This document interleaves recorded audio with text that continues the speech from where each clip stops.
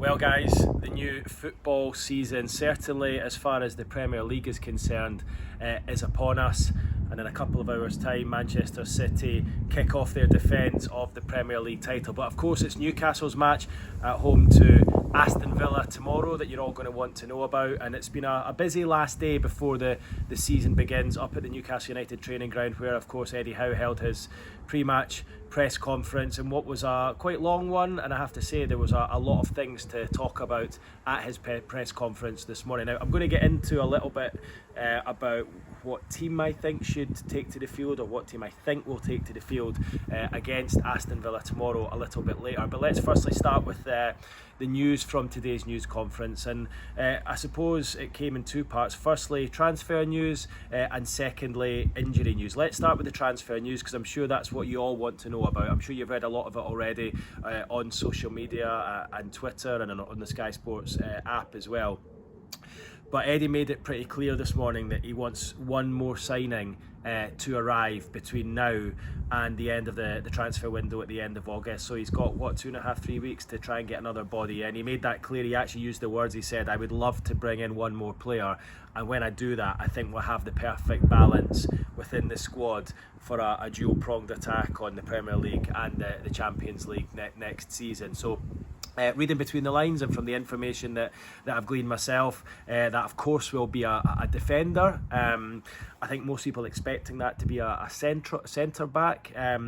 My feeling is it would perhaps be a left back that he's going to attempt to bring in. I think he would like to bring in a right-sided centre back as well, but I think if it was one or the other, perhaps more likely to be a left back. I think Dan Burn, who obviously has played a lot there last season, moving forward will be seen as an option to Sven Botman at left-sided centre back, and of course that only leaves you as an out-and-out left back as Matt Targett and Paul Dummett. So I do think that it's more likely there will be a left back brought in, but I don't think a centre back is out of the equation either. Those two positions, you would have to say, when you look at the squad right now going into the new season, those are probably the weakest points of the team. I was at the True Faith live podcast last night, and we were talking in depth about the squad and the options that Eddie Howe has. And when you look at the midfield and the front line, he essentially has 6 players in midfield to choose 3 from, and 6 players up front to choose 3 from as well, with the likes of Callum Wilson and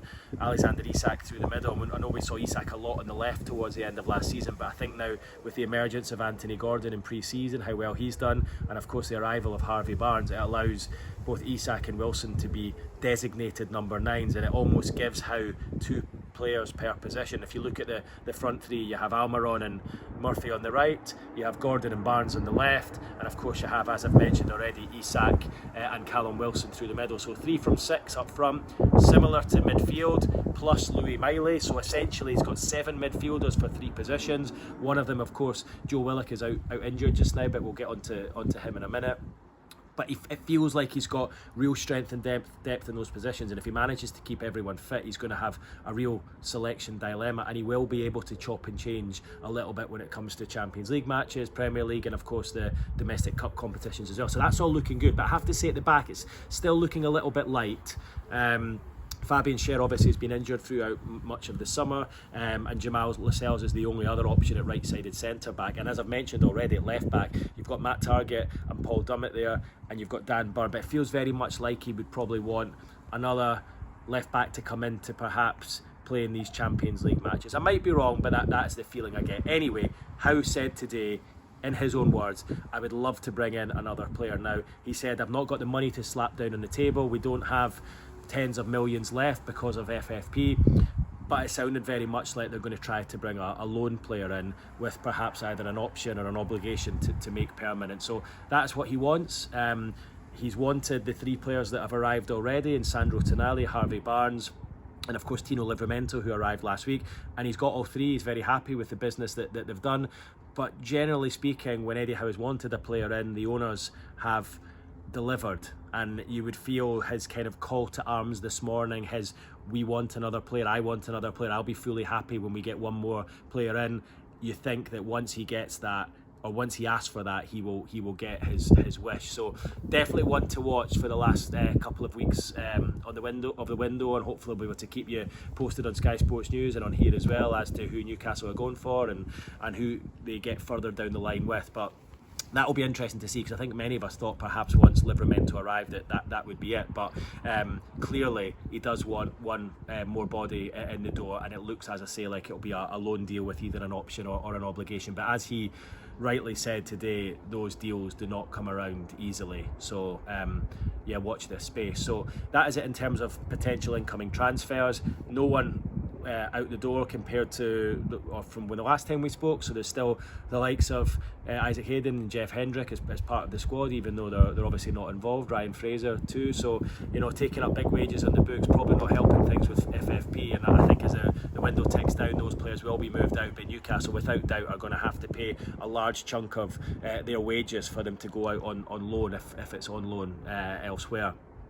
In terms of injury news, I'm sure you've heard it already, but a real boost for Eddie Howe that Fabian Schär has come through training this week. He trained Tuesday, Wednesday, Thursday, and trained again, or was set to train again today ahead of tomorrow's match against Aston Villa. So you would suggest those 4 days of training will make him ready for tomorrow's match against Aston Villa. I think if he's fit or is close to being 100% fit, I think he takes his place in the heart of the defence.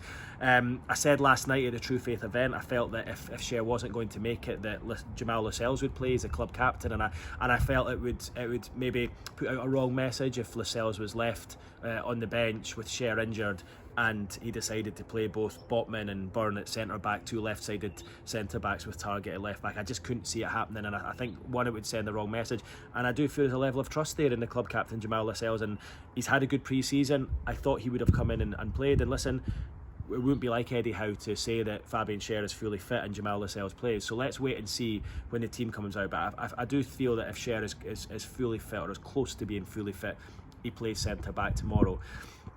The kind of negative injury news was the one involving Joe Willock, and it sounds as though he's going to miss the next few games and won't play, Eddie Howe says, probably until after the international break at the start of September. So that first cluster of games Joe Willock's going to miss. Not ideal for a guy who played obviously so well last season, came up with some crucial goals, but the options that he has in midfield just now with the emergence of Louis Miley and of course Elliot Anderson, who did so well in pre-season.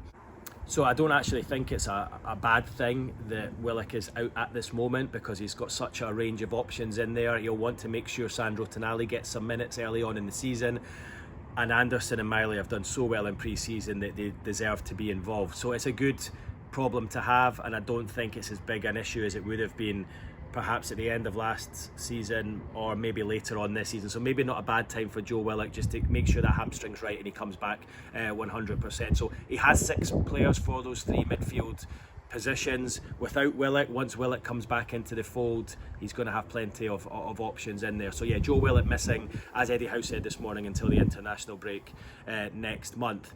Now, getting on to my team, we spoke about this at length last night at the event, at the True Faith event, and myself, Craig Hope, George Calkin, Mark Douglas were all there, Alex Hurst from True Faith, and we pretty much were all very close to agreeing as to what we think the starting 11 will be tomorrow. My belief is that Sandro Tonali won't start the game. I think he'll be held back a little bit and just given a few weeks to try and get used to the Premier League. I could see him probably being involved later on in the game tomorrow if things are going well against Aston Villa, but I think he'll be allowed to sit there and watch and take it in, and very similar really to when Bruno Guimaraes arrived. So I'd be amazed if he starts tomorrow.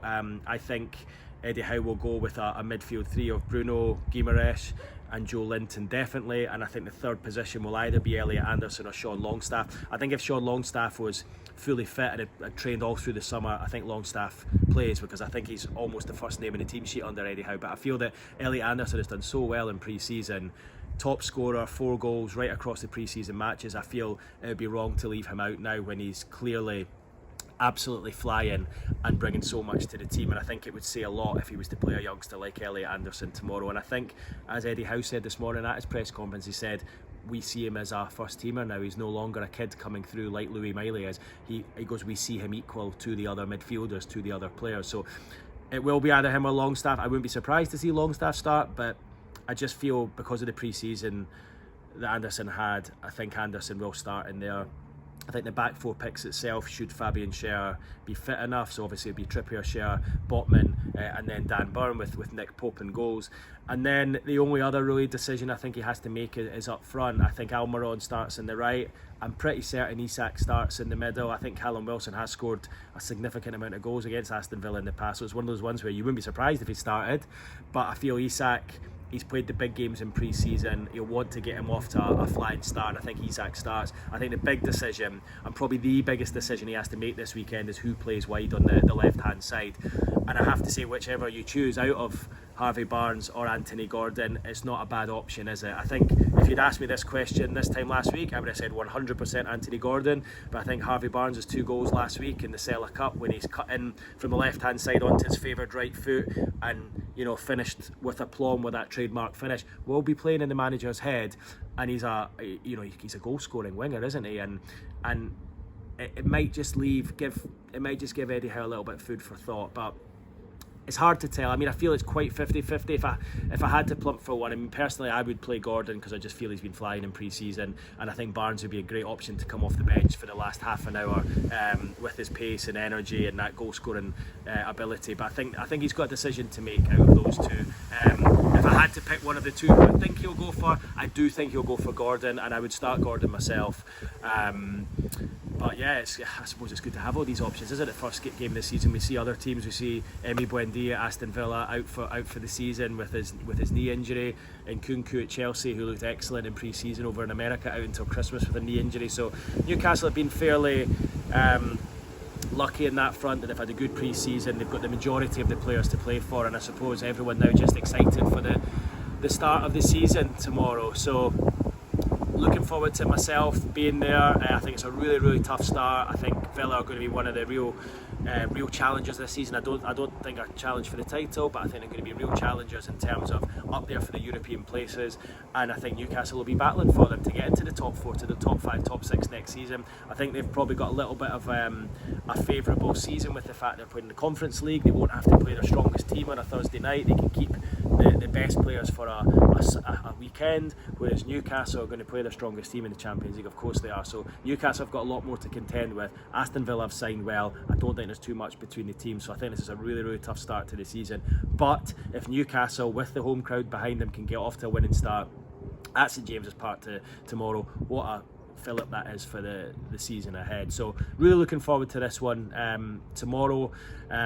Hope you agree, disagree. If you don't, let me know in the comments below in terms of your team tomorrow. Interesting that we're actually talking about team selection. It's probably the only time we go into this level of detail all season long, but everyone's excited for the season ahead, and a lot's taken from pre-season, and you try to get into the manager's head, don't you? So feel free to leave some comments. If you like my video, give us a like, and most importantly, do subscribe. The more sort of subscribers I get, the more of these I'll do. I'm trying my best not to get bored and switch off. I did promise I'd do some videos after America, so this is the second one. I've had a few days to get over my jet lag, and we're ready for the new season to kick off tomorrow. Okay guys, have a good weekend. See you soon.